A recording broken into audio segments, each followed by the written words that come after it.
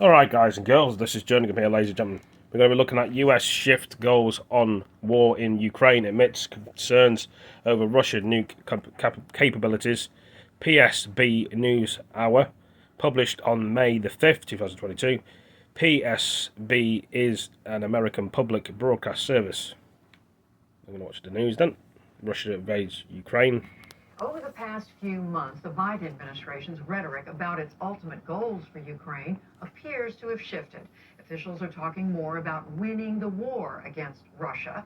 At the same time, the White House has increased military support for Ukraine, raising concerns that it games, could you can see provoke the Russia Switch to games. use weapons of mass destruction. For a closer look at Get the my questions raised boots by all this, we on, get got my to boots news. Owen on. Farkas is the Bootin', executive director of the bootin'. McCain Institute at Not bootin' Arizona me State boot. University. During the Obama administration, she served as Deputy Assistant Secretary of Defense for Eurasia. And John Mearsheimer is a political science professor at the University of Chicago. He has written extensively about U.S. national security. His latest book is The Great Delusion: Liberal Dreams and International Realities. And we welcome you both back to the News Hour. John Mearsheimer, I'm going to start with you. Do you believe U.S. goals for Ukraine have changed, and if so, how? I think initially the Biden administration thought the best we could do in Ukraine was to stymie the Russian offensive by assisting the Ukrainians. But when it became clear that the Ukrainians were doing very well on the battlefield against the Russians, we escalated and eventually greatly escalated our goals. We don't want any more ideas, we want more likes, thank you. The decisive defeat on Russian forces in Ukraine. In other words, beating them decisively on the battlefield, and in addition, wrecking the Russian economy with sanctions. And all of this is designed to greatly weaken Russian power. Secretary of Defense Austin has made this very clear. And in fact, one could argue that what he and his colleagues in the Biden administration are interested in doing is knocking Russia out of the great power ranks. Evelyn Farkas, do you see the same thing going on that John Mearsheimer does? Some of it, but not exactly. So the underlying objective, and this runs from the Obama administration through the Trump administration, actually, despite what President Trump said himself, his cabinet kept the same policy vis-a-vis Ukraine, and all the way to today. Our objective has been to protect Ukraine's right to its sovereignty, the borders as they exist, and of course, see my reflection in my hand in the TV, look. My hand's going off. So it's flying. It's flying away. But I would agree with Professor Mearsheimer that there's been a change in the Biden administration. They have recognized that the only way to stop Vladimir Putin is not through sanctions, not through trying to appeal to the Russian people, but it's actually by defeating Ukraine on the battlefield as fast as possible. And just continue. Defeating Russia, not Ukraine. And continuing at that point, Evelyn Farkas, I mean, I hear John Mearsheimer saying what it looks like the U.S. is now saying is they want to not just degrade the Russian military, but almost wipe it out and do the same thing to the Russian economy.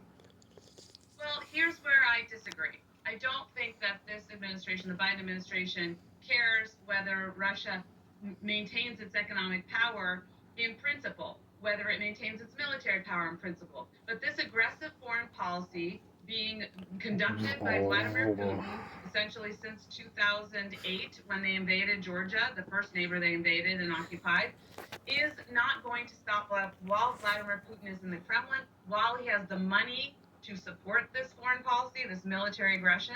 And so the administration has decided that now they must weaken Russia as much as possible to put an end to this current foreign policy, adopted by the Kremlin. But it's not something that they wish permanently. That is not a policy decision that I see coming out of the White House at all. But what I hear you describing, John Mearsheimer, is something that you believe is dangerous, that it could get the U.S. into a situation where the Russians are retaliating in ways that the U.S. isn't prepared to deal with.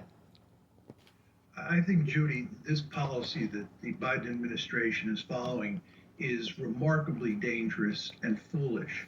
We know that the one circumstance in which a great power is likely to use nuclear weapons is when its survival is threatened, when it thinks a decisive defeat is being inflicted on it. And what the Biden administration is bent on doing is inflicting a decisive defeat on Russia. We are threatening its survival. We are presenting the Russians with an existential threat. And this, again, is the one circumstance where they might use nuclear weapons. And I think we should be going to enormous lengths to make sure that we don't put them into a position where they even countenance using nuclear weapons, much less use them. Evelyn Farkas, is that the risk here that the U.S. confronts by changing the goal?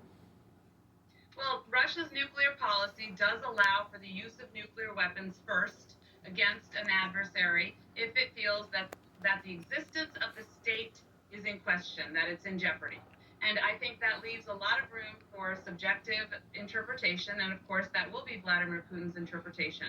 But I think what we cannot forget right now is that we are also a nuclear power. We have deterrence in place. Vladimir Putin does not want a nuclear war with the United States or NATO, and for that matter, he doesn't want a conventional war with us either, because he can barely win the one he's waging right now in Ukraine. So I don't think we should be deterred by this fear that he's going to reach for nuclear weapons. We cannot rule it out. I'm not dismissing it. But I also think that the objective that we have right now, the stakes are so high. It's nothing less. It's not just about Ukraine. It's about the international order. And we're fighting here to stop Vladimir Putin from turning after Ukraine to Georgia and Moldova, to destroying NATO, to essentially reasserting a sphere of influence system, which is what we put to bed after the end of World War II, when we set up the United Nations and the rules-based order. John Mearsheimer, I hear you saying you fear that Russia cannot be deterred, that there may be a decision made by Vladimir Putin to use weapons of mass destruction, including nuclear weapons. And that that the U.S. is moving inexorably in that direction? Well, I think it's very important to understand that if he were to use nuclear weapons, he would use them in all likelihood in Western Ukraine. And there are no NATO or American forces in Western Ukraine. So he would not be attacking us. He would be using those weapons in Ukraine. And the question is, what do we do then? And I'm not sure what we would do then. Would we use nuclear weapons? Would we then get dragged into the war?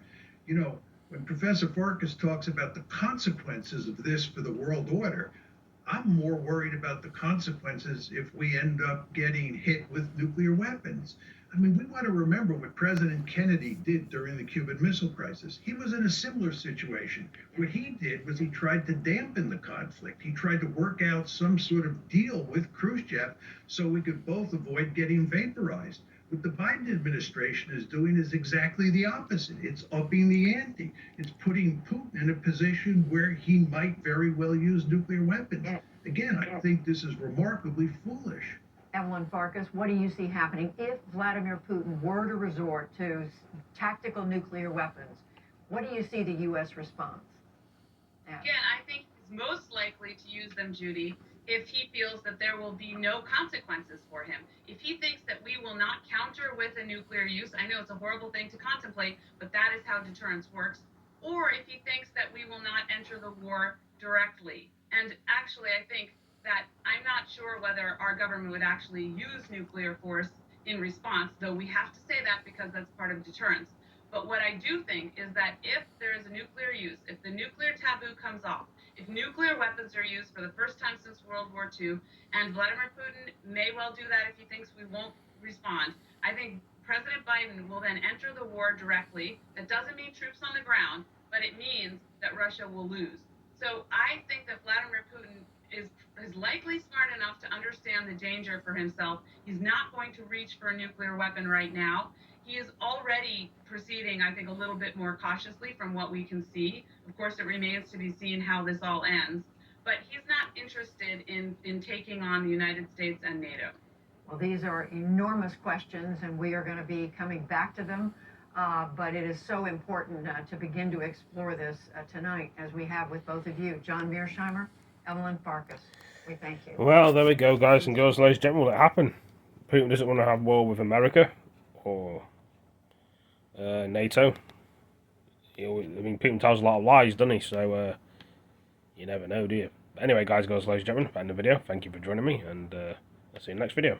Peace.